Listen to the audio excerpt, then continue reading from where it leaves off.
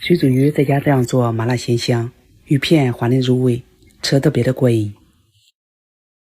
先来把准备好的鱼处理干净，切去鱼头，然后把鱼肉和鱼骨分离，鱼骨剁成块，鱼头从中间也把它剁开。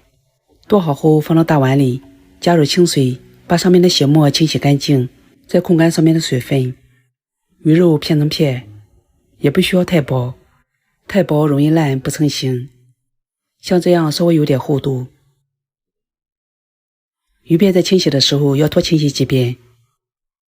清洗干净之后，用手挤干里面的水分，把鱼片放到碗里，加入食盐、胡椒粉、少点料酒、一个蛋清和适量淀粉，搅拌均匀，腌制10分钟。这中间来准备一下配菜，配菜根据自己的喜好添加。这是所用的调料，打在了屏幕上。接下来锅里油热，倒入鱼骨，小火煎制。鱼骨煎至两面金黄，盛出来放入盘子里。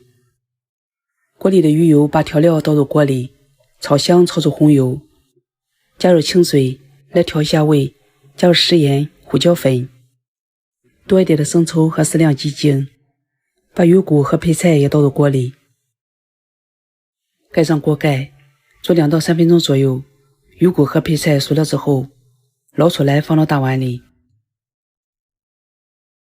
锅里的汤再次烧开，把腌好的鱼肉一片片的下入锅里。等到鱼肉卷起来，颜色发白就可以出锅了。把鱼片捞出来放到大碗里，把锅里的汤也倒进来，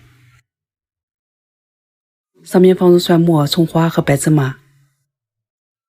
另起锅倒油，油热放入干辣椒炸香，浇在油的上面激发出香味，配着米饭太下饭了。